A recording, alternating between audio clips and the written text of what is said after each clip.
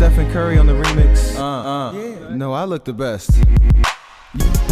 James, I noticed that you think you can sing, but this is the remix with Stephen Curry.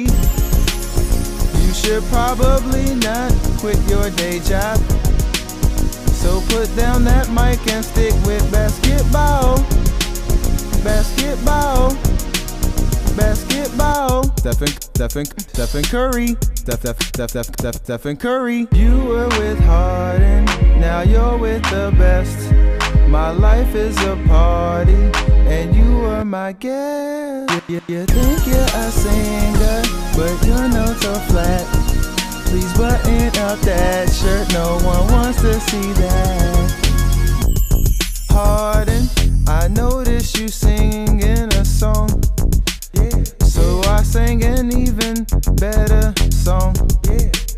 We're in no hurry to hear more from you, cause Stephen Curry can sing better than you, than you.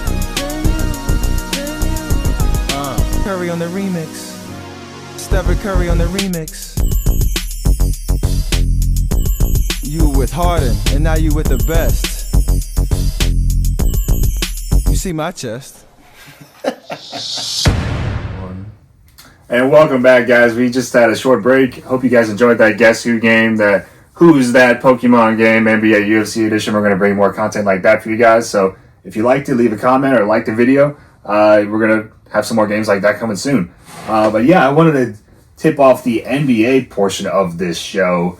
I didn't have a great performance in that game talking NBA, but you know, I'm the NBA guy on this show, so I apologize for that. If you guys guessed some of the ones I didn't get, leave a comment for that also. Hope you guys are playing along. You got most of them. I got most of them, but like the Korkmaz one and the Chemezi Metu one, just like that's gonna live rent free in my head. But yeah, man, it was a pretty fun game a pretty fun week for the NBA this year. Yeah. Oh my God, this week. Yeah. It was a fun week. And there was a couple games that I thought were going to be like premier game of the week contenders. But yeah, let's get into them. There was the Bucks and the Spurs. I really thought Wemby and Giannis were going to battle it out. It was going to be a close game, going to go down to the wire. Wemby and CP with Stephon Castle. They were going to have like a really good trio performance.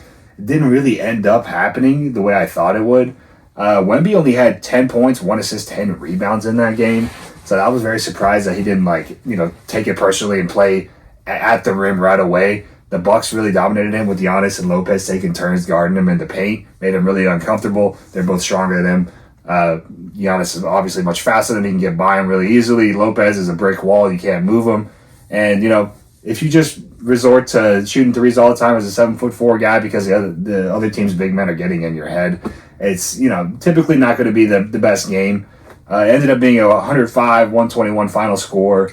Just some notable players on that Bucks side that ended up getting them that 16-point lead. At the end was Giannis, 25 points, 8 assists, 16 rebounds. Wow. Very well-rounded game. Lopez, like I mentioned, did a great job on Wemby defensively, but also he had 22 points, 1 assist, and 7 rebounds. So they weren't only locking him down defensively, but it seems like they were actually, they were bullying him on the offensive side too. Yeah, and then, obviously Lillard, he had 26, 8, and 5. Oh, not bad. They played really well as a team that game, and the Spurs did not. That's how it goes when your team isn't playing as a unit. It's just not going to end up being a What do you think Wemby needs to do better next time in order to find success? He needs to stay aggressive at the rim and not, if you get fouled hard by, Lopez or Giannis because they 100% don't want to give up a dunk, they don't want you to get your confidence going, you have to be able to recover from that. And, honestly, you can't just resort to shooting. This season, he's been trying to, find his shot more, and he had a game earlier in the year where he had, 51 points and 7 threes. And, when the threes aren't falling, you can't keep doing that. A team like that with a coach like Popovich, you typically would expect them to, change their game plan a little bit, but I guess they're just they're telling the young boy, keep shooting, they're going to go in eventually. But yeah, pretty much just stay aggressive. If they're fouling you hard, don't shy away from the contact, try and get them into foul trouble, take advantage of that when they bench Lopez or Giannis, and, your confidence will go back up. So all right. pretty much another game I wanted to talk about that maybe wasn't a close game, but it was a very exciting game to watch. It was the Brooklyn Nets versus the Denver Nuggets. Oh, yeah. I will love that one. Yeah, that was a phenomenal game. I think that was only If you're a Nuggets fan. If you're a Nuggets fan, I mean, obviously the Nets are a bottom 5 team in the East. I think they're not having a great year. They just traded away Dorian Finney-Smith to the Lakers. They ended up getting D'Angelo Russell in that trade. Yep. I haven't been watching a lot of Nets games, I'll be totally honest, but they also traded away, what's the German guy's name? Schroeder for a few second-round picks, I believe. I believe so, too. Yeah. Pretty much Jokic and Westbrook both got triple-double in this game. I love Jokic ended up getting 35 points, 15 assists, 12 rebounds, just like the numbers this guy puts up. It's like you get desensitized. Yeah, you get desensitized. Like you really don't realize what this guy is doing. Like this is 2K numbers. Like you're playing my career on the easy. I don't even think I could do that on 2K. Getting that many assists. I mean, I used to go crazy. There was like 2018, 2K18. I had like my 2K player was called the James Braun, right? Very original. And I averaged a quadruple double in the career mode. Oh wow! With blocks. Okay. But yeah, I mean that's obviously that's 2K. Like he's putting up video game numbers. It is, yeah. But then again, Westbrook with the triple double on his side, 25 points, 10 assists, 11 rebounds. He had a nice dunk towards the end of the game. And he's efficient with it too. Efficient. I don't have the exact numbers pulled up right now, but I think he shot over 50%. Yeah. He made two out of 5 threes. Yeah. He got to the free throw line. He's not the best free throw shooter, but I think he shot about 80%, like 7 for 9 from the field or from the free throw line. Anyways, the Nets, they didn't really have much going for them. You know, there was a pretty balanced scoring approach. High score in that team was Keon Johnson with 22. It does not look like D'Angelo Russell played.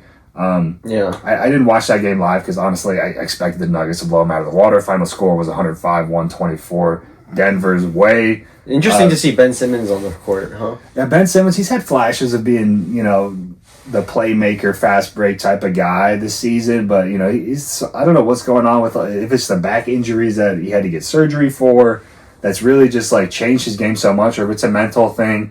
It's been a debate for the past, handful of seasons. Yeah. What's wrong with Ben Simmons? Yeah. He might just be the type of guy who loves the paycheck, who doesn't love the game. He's just there to collect his check and play his minutes. Maybe he doesn't care about winning. Yeah. Who knows? But yeah. Going back to the Nuggets, though, I really wanted to quickly talk about what else was interesting about the Nuggets to me was watching how Westbrook operates without Jokic. Right. There was a game recently. Was it against the Hawks? It was something. It was some team. That sounds right. Or was it the Clippers? I don't remember. It was some team not sure. where Jokic wasn't playing, and it was just Westbrook, and he had Michael Porter Jr. playing well. Exactly. He had a lot of good role players around him, and he was doing really well without Jokic, which is honestly unheard of in the Denver Nuggets history of their game. Basically, since if you take Jokic out, that boat is sinking. That's usually how everyone thinks about it, but no. Having Westbrook has kind of stabilized that, I feel like. And I agree. Just watching their two-man game has just been an absolute joy. And, I mean, the thing, I'm a Westbrook fan. I don't know if I necessarily want him on my team, but, it's the type of guy you would love to watch every single night. He's going to bring 100% energy. He's going to do it with passion, and he's going to get his teammates involved. But the thing that really stands out to me this season in particular, Westbrook just looks happy. Because I'm happy. Man, I've been watching a bunch of the post-game interviews. He's a big smile on his face all the time. He's playing with a guy like Jokic. It takes a lot of the pressure off him. Fans love him. Fans love him. It's not a huge market when he was in LA and the Clippers and Lakers. He was getting the media is just so blown out of proportion in those on those two teams in LA, and he's getting so much hate on the Lakers with Darvin Ham, and everyone was saying he's the reason why the team isn't doing well, even though he had a pretty solid season. Then he goes to the Clippers. And because of his mentality of being the dog on the court, the Clippers loved him, but it was just the over, blown out of proportion aspect of just the pressure on him was getting to him. It looked like, in my opinion, in the smaller market in Denver, there's not as much pressure on him with Jokic. Yeah, I mean, it's just. A match made in heaven, I think. I think, I kind of like to compare this to when James Harden was talking in an interview about how he's a system, right? I think Russell Westbrook very much is a system where you kind of can't just plug him in. You have to plug other people into his system. Right? Exactly. He's a much more of a heliocentric kind of guy. He needs the ball in his hands. He needs to make reads, but if you surround him and you kind of play his brand of basketball, which looks like it gels really well with Jokic's. Yeah. I mean, it seems like a recipe for success. It's really like the only times when a Russell Westbrook team has struggles because they didn't have shooters.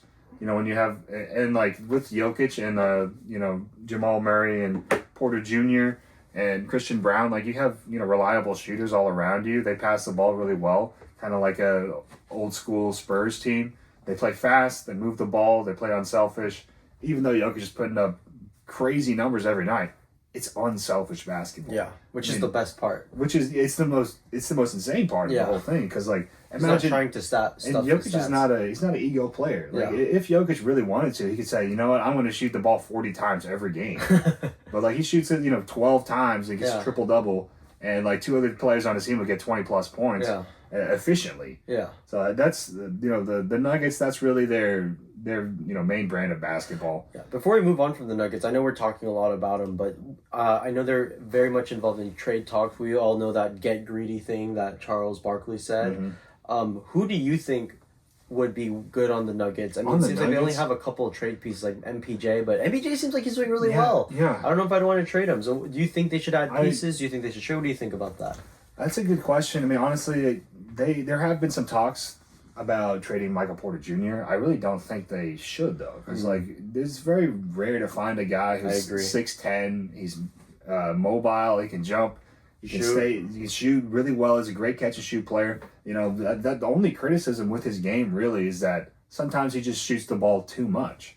But like another criticism is that he's injured a lot, but he's actually played a lot of games recently. He has. I mean, he's had injury very consistently. Injury issues throughout his career. Like in college, when he went to Mizzou, he had to get a back surgery before the season even started. I don't think he played a single game in college, and still was a first round pick in the NBA draft. That's how good he was. That's how good he was. That's how much you know, a guy like him, his archetype is so hard to come by. A 6'10" guy who can really stay in front of anybody. He's not an elite defender, but he's big enough and fast enough to contest any shot over any player. And he's an efficient shooter, pretty good at the free throw line too. I mean, why would you trade him? It's my thing, because it's like, didn't they want Zach LaVine? I heard some rumors about Zach LaVine on the Nuggets. Yeah, I mean that'd be hard to do without MPJ. The Bulls are really having a turnaround this year. Last year they were like bottom 2 in pace, and since they got rid of Alex Caruso, brought in Josh Giddey in that trade with Oklahoma City. Their pace has skyrocketed. I think they're top 3 in pace. So it's just one season turnover. They're totally changing the way that they play. They're running the court. They're dunking. They have a guy like Giddey to really move the ball. Levine's been playing great. Vucevic is having the best 3-point shooting year of his career this late in his like NBA lifespan. He's like 34 and he's having the best shooting year. Yeah. So that really shows you got to constantly work on your game, improve your skill set. But with LaVine, you know, when they had DeRozan last year, that was a big part of why the pace was so low, because he was a post up, find his guy, mid range fade away. That really slowed down the pace. But back to LaVine, you know, they were saying that maybe they should just blow up the team and start trading away everything. I thought that they would have done so before the start of this season. They traded away DeRozan to the Kings. The Kings have not been playing great as of late. They ended up firing Mike Brown. But I think Vucevic and LaVine are on the table. I don't think they're necessarily good fits for the Nuggets. I don't know. Who else do you think then on the Nuggets? I mean, do you think they need anything, or do you think they can keep what they have I think keep what they have. They got a few young guys. Peyton Watson's been fantastic on the defensive side of the ball. Off the bench, Strawther's been great. On the 3, you know, Conchar, we were just talking about. I couldn't guess his name. He's been great off the bench. But they really don't need to make a change. Like, they have shooters, they have defenders, they have a bona fide superstar, they have a guy to make clutch shots with Jamal Murray. I don't see any reason why you would force a trade to get a guy like LaVine, who's an older guy. He's not going to be bringing too much more to the table than. And remember, Jamal always plays better in the playoffs, so maybe he stinks right now, but he could always pick it up. We'll see. I mean, we're talking about pressure with Jokic and Westbrook. Westbrook takes the pressure off of Murray. Yeah. So it's like, it's a whole. I think it's a really good balanced team, and there's no reason to blow it up. All right. Great take, I think, actually. Because a lot of people are like, get this, you need this. Like, I feel Charles Barkley is like, get greedy and all that. But I think that's a great take of, hey, maybe just keep what you have and cultivate and see where it goes. Right. I mean, the West is so stacked right now. I mean, let's see. Right now they're at the number 4 spot with a 23-15 record. In their last 10 games, they're 7-3. So it's like, I'm not sure why you would really want to blow it up just to get Levine, because you're minimum going to have to get rid of Porter Jr. I think with Jamal Murray's injury history, I don't know if that would be, something that the Bulls are like interested in getting. So yeah, I would say Porter Jr. If you're going to trade someone, that would be the guy, but why would you do it? True. All right. So I guess those were like my notable games of the week. We can go over the conference standings a little bit if you guys are interested in that. Cleveland Cavaliers, we mentioned earlier, they beat the Thunder, who were on a 15-game win streak earlier. Mm-hmm. And yeah, they're sitting at 33-5. They're on pace to have a 60-plus win season. So that'll put them in the upper echelon for regular season teams. Nice. I don't know, man, if I can really say the Cavs are the favorite to come out of the East. I really do think the Boston Celtics are the team to beat. They're at the number 2 spot right now with the 27-11 record. And they're 5-5 in the last 10 games. So like they've been on a little bit of a skid. They got Porzingis back, and they're trying to figure out the pace with him in the rotation. Obviously, they have a 4-headed monster with Brown and Tatum and Derek White and Drew Holiday. Yeah. So once you add a guy like Porzingis back into that rotation, once they figure out the pace and space, get Porzingis conditioned, I would say they're definitely going to be in the Eastern Conference Finals. I would love to see the Cavs and the Celtics in a conference finals matchup because those are definitely the 2 best teams. But my favorite team to watch in the East this season has been the New York Knicks. They play a Karl Anthony Towns, man. Karl Towns, man. Big cat, the bodega cat. They're 6-4 in the last 10 games. And, they just, they've had a tough schedule over the last I would say 8 to 10 games. Yeah. They've had a little bit of a skid. Even though they're 6-4, there was a lot of close games that they should have won. But it was really, there was a game, I forgot who they were playing, but Mikal Bridges went 0 for 9 from the field. He had 0 points in 27 minutes. So that was a abnormal night for the Iron Man, Mikal Bridges, who I believe he might be leading the NBA in minutes this year. Anyways, New York Knicks number 3 at 26-14 record. The Orlando Magic, even with all their injuries, are at the 4 spot in the East. Does that really prove how weak the East is, or the Bucks really, or the Magic really just that good? I think it's a little bit of both. I do agree with you. I really like Coach Jamal Mosley that they got over there. He's really, I mentioned this I think a couple episodes ago, they really just play team basketball in a fun way, fast paced. They got a lot of young guys and they play together. So Jalen Suggs has been injured. He's the most recent injury. Anthony Black is on that Anthony Black has been great. Yeah. He's been in the starting lineup or off the bench. Cole Anthony has been fantastic. But Jonathan Isaac, both the Wagner boys and Paolo have been injured, and now Suggs. So I think Paolo is scheduled to come back soon. That's going to be a huge push for them if he can start playing well, but he had a torn oblique. That's a pretty serious injury for a guy who scores a lot and drives to the rim and gets bumped on his sides all the time. So they're going to be a little cautious about that. I'm sure put him on a minutes restriction, but they're a lot of fun though. They remind me a lot of the Rockets of the East a little bit. Young, scrappy team, lots of young, good talent, fast paced. One of the better rebounding teams in the NBA. They slash to the rim. They got a bunch of guys that can get you 20, but there's not one guy you can always be like that's their best player. Yeah. So, and they're coming up. They're coming Franz up. And they got Franz and Paolo. We got they're still young. Shingun and Green, similar. Right. If they can get healthy, I would love to see this team. They're probably going to get 2 rounds deep in the playoffs, and they still got a lot to build on. So my Indiana Pacers, my team from last year, I like the best. They've been struggling a bit recently. Well, I guess to start the season, they didn't have a great start. They're apparently 7-3 in the last handful of games. I did not watch their last game, but I believe Miles Turner has been in and out of the rotation with an injury. And, I mean, if they can get, Siakam, Tyrese, Aaron Nesmith, and Miles Turner all on the same page, that's a fun team to watch. They swing the ball. They shoot the 3. They play pretty good defense. Their only issue is they're a really bad offensive rebounding team. Yeah. So, if you get a physical team that they're going to box you out and really out-rebound you and work on the glass, that's been their Achilles heel, and they're live by the 3, die by the 3 team. So we'll see what's going on with them. As of right now, they're number 5 in the East. Milwaukee Bucks, 20-17, 5-5 in their last 10 games. It looks like they're really trying to figure out how to get Chris Middleton back in the rotation because he missed a lot of last season. But Lillard and Giannis have been playing better as of late.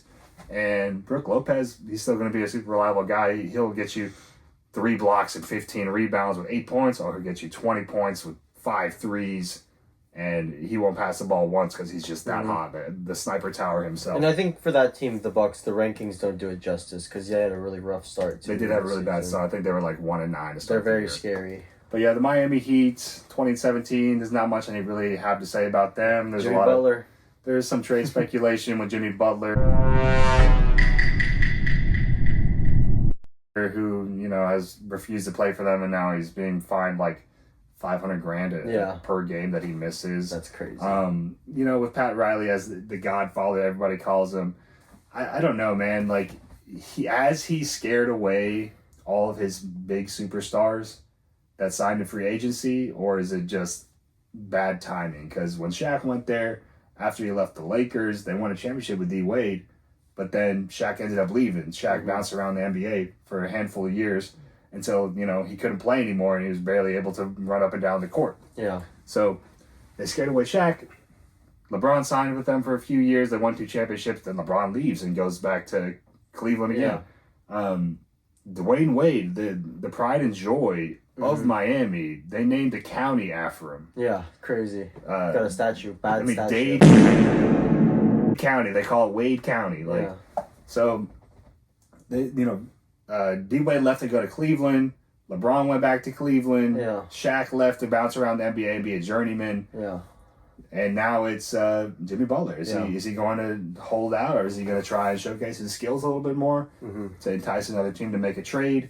Who knows? I don't think he's worth the money that he's trying to get. Next year he's going to be making about $52 million, I believe. Damn. And that'll be not enough. Well, here's the thing. So it's a player option. So at the end of this season, he has the ability to accept the last year of his contract or decline and test the waters of free agency. I assume he probably wants close to $50 million for the next few years. So I think maybe he's trying to get a 3-year, $150 million extension for a team that really needs a veteran that can lead you in the playoffs. But we'll see. I don't know, man. I don't think he's going to get that kind of money ever again. He really needs to just take his last big payday and then go ring chasing. Yeah. Pretty much, yeah. And then the Detroit Pistons, they're 8-2 in the last 10 games. They had a little skid before. I think they lost 4 games in a row. But Cade Cunningham is playing like an all-star. The addition of Tim Hardaway and Mikal Beasley. Yep. They also have one of the Thompson twins. Thompson twin, who was back from having blood clots. He was medically cleared by the training staff. They've been hooping. I hope to see them in the first round of the playoffs. They're going to be an exciting team to watch in the in-season tournament to determine the final seeds of the East. That's pretty much all I needed to talk about for the Eastern Conference. Yep. Now quickly going over to the West. The Thunder, who mentioned earlier, their 15-game win streak got snapped by the Cleveland Cavaliers. They're sitting at 31-6 at the number 1 spot. They're good, man. 9-1 of their last 10 games. The only loss was to the Cavs. And they're gonna be so good. 2 regular season monsters. They're a very similar situation to the Rockets, where we have a overload of young talent that we sometimes don't have. We don't have enough time to give all these guys. We don't have enough minutes to give everybody the rock. The 3rd overall pick on the Rockets is in the G League. Exactly. I mean, Reed Shepherd, I've been saying, throughout all of our episodes, Reed Shepherd needs to go to the G League. Yeah. They finally sent him there. I didn't expect him to drop 50 in his first game. Crazy. And then he had like 26 and 8. Yeah, 9. It was 9. 9. Yeah. I think it was like last night. Yeah. Sorry, going back to the Thunder, though. We're the Thunder, ourselves. They had that, like I mentioned earlier, Isaiah Joe had a 31-point game off the bench. Lou Dort is playing fantastic defense. It looks like he's an all-NBA defender.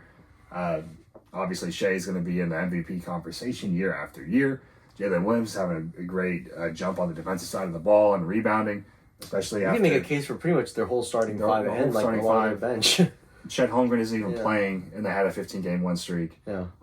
Isaiah Hartenstein's been great.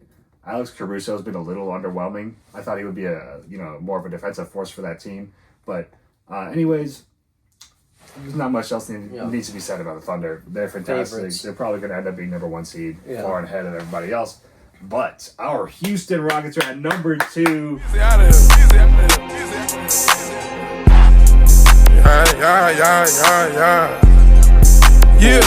Put up. I swear to God. Yeah. Let's go. We're at 25-12 right now as our record, 7-3 in our last 10 games. So we're getting kind of hot too. Shane Yun, it looked like in the beginning of the season, like right out the gates, he had a good start, and then around the 10-game mark, he looked like he hit a wall. Like he played for Turkey in the Olympics this year, in the off season, and it looked like he was tired coming into the NBA. So the 10-game wall hit him hard, and he kind of had a handful of games with like less than 20 points, less than 10 rebounds, and then I would say 2 weeks ago he finally got his rhythm back and he's been hooping. He had a big game against the Memphis Grizzlies. It ended up being a 4-point win. I believe the final score was like 115, 119 Rockets way. Yeah, man, the sky's the limit for the Rockets team. I'll say that all year long. We're very similar to the Thunder. We have everything we need and more. So our real issue is just finalizing a rotation that's going to be probably 8 or 9 players that we're going to run in the playoffs. Steven Adams has been looking better as of late. Oh yeah. He's been, forced down low. Obviously, everybody knows the screening is fantastic from that guy. The offensive rebounds. The Lakers game was a lot of fun. It was. Steven Adams. It was. Yeah. So pretty much, yeah. I really quick before we move on to the Grizzlies on the Rockets. I heard Tim Legler say that he was really between 2 wing defenders as like the best 2, which one was Amen Thompson, and the other was who's the guy on the Timberwolves? Jaden McDaniels. Jaden McDaniels. Yeah. It was like comparing those two.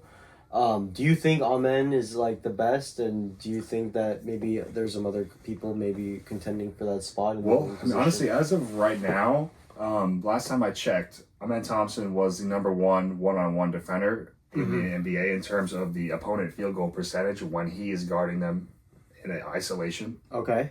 So it's like, if that's not proving that he's the best one-on-one defender in the NBA, I don't know what else will. McDaniels is he's a better shooter. He's a better shooter. He's bigger. He's got a bigger wingspan, so he can kind of guard everybody. I mean, Thompson can too. He's not really guarding centers a ton, especially if it's like a big brooding center like a Valanciunas or a Nikola Vucevic or a Jokic or a Anthony Davis. Those type of guys he doesn't do fantastic against, but everybody else on the court, he's super confident that he's going to lock them down. Ime Udoka literally has talked in multiple press conferences post-game that if Amen Thompson doesn't block the shit out of the guy scoring in the paint, then he's pissed off and he's like disappointed. It's something Amen did wrong, not what the other guy did. Exactly. Right. It's like he made the mistake and let him score. It's not that the other guys outplayed him. So great. Pretty much Rockets number 2. All right. Memphis Grizzlies, who we beat, are 25-14. They're 5-5 in their last 10 games, trying to figure things out. Zach Edey's been in and out of the lineup. They've had, what's his name? Jaren Jackson Jr., Triple J. He's been playing well. Luke Kennard splashing the threes. I really like the Grizzlies. A lot of fun. They're, again, all these young teams, fast-paced, with versatility off the bench. That's really what we're seeing. That this trend is growing more and more. The NBA is relying less on the veterans. But yeah, Grizzlies at number 3. Nuggets we talked about extensively. Number 4, 23-15 record, 7-3 in their last 10 games. The Mavericks 22-17 after making the finals last year. They are 3-7 in their last 10 games. Luka has been injured. I believe it was a lower leg injury. Could be wrong, but he's been out of the rotation and they're not the same. It's just like how you're talking about how if you take Jokic off of the Nuggets, they're gonna tank. That hasn't happened. Yeah. But with the Mavs, you take Luka off of the team. Can't rely on Kyrie. Yeah. Kyrie's a little, older. Kid. And the pace he plays with the amount of dribbles he takes in every possession, he really can't put up 30 or 40 a night and carry them to a victory. There's flashes of that, but not in the 82-game season. Hope Luka comes back because he's an amazing player to watch. And they made the finals last year solely because of him. Yeah. So. And I hope Clay gets better too on this team. Clay, I don't know. He's not been doing that well. Not been doing great, but there wasn't a lot of expectations. It's really just like try and play as efficient as you can, make the shots when you have the opportunity, and not much else need to say about that. Yeah. Lakers at number 6 with 2016 record, 6-4 in their last 10 games. LeBron, he missed like 3 games for personal reasons. I believe he was sick, but like it wasn't announced for the first couple days, and everyone was thinking like, "Oh, is LeBron about to demand a trade? What's going on?" And then he comes back and he's.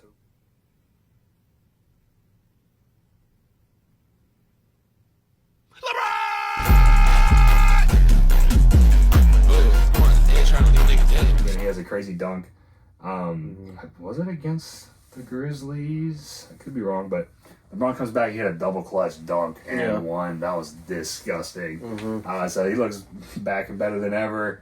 So yeah, Lakers. Not a lot I really want to say about them. Yeah. Other than JJ Redick has been a little inconsistent on the coaching. It seems like sometimes the plays he runs, like he wants to get the shooters involved, but they don't have a consistency with the rookie Dalton Connect. He's had some games where he's crazy hot. He has almost 40 points, but then some games he has 0 for 6 and gets 8 points and 2 assists. But Austin Reeves been playing well. We'll see how the Lakers can adapt. I would like to see a more defensive-sided approach to the game, and then Anthony Davis kicks out to open shooters. Anyways, Clippers are number 7 with a 2017 record, 5-5. Been watching Harden a lot. He's been fun. Harden is having a fantastic year. I would say vote for James Harden to make the All-Star game if you can. Kawhi just got back. In his first game back, he played pretty well, limited minutes. This Clippers team, they're playing well. Norman Powell has been a monster. Ivica Zubac is consistent as always. Is never really going to be too high, too low. I would like to see what can happen with this Clippers team if Kawhi can start to get up to 28-ish minutes a game. They're going to be a top 5 seed, I would say, by the end of the year. We'll see how that goes. And then finally, Minnesota Timberwolves 2018, after they got to the Western Conference Finals last year, man, they're really skidding. I mean, Julius Randle for Karl Anthony Towns, I will never understand that trade. I'll never understand it. I'm a big Towns fan, and the Knicks won the trade, and they're rubbing it in their faces. So. Hopefully, Timberwolves are stinkers. They're stinkers. All right. That's all I need to say. But that's kind of. I know that was long-winded. Hope you guys enjoyed a little bit of that breakdown. And for the other teams, get better, and we'll talk about you. Yeah, get better. We'll talk about you. We're talking to you, the Pelicans. We're talking to you, Suns. Wizards. Actually, for the Suns, stay bad so that the Rockets can cash in on this. Oh yeah, the Suns don't look that bad. I mean, they're 18 and 19. I mean, they're going to be bad. They're 8 and 31. There's trade talks with Bradley Beal that have been surfacing, but I don't know, man. If I was a team trying stay to, away from the Suns. You need like a scorer. Like, you don't want an older Bradley Beal who's injury prone. No. So I don't know, man. We don't even talk about the Suns. Yeah. but yeah, that was our NBA segment, and we wanted to tip off our next segment, which is breaking down the UFC fights from last weekend. Yeah. So we will be right back with those. Hope you guys enjoyed the NBA segment. We'll be right back.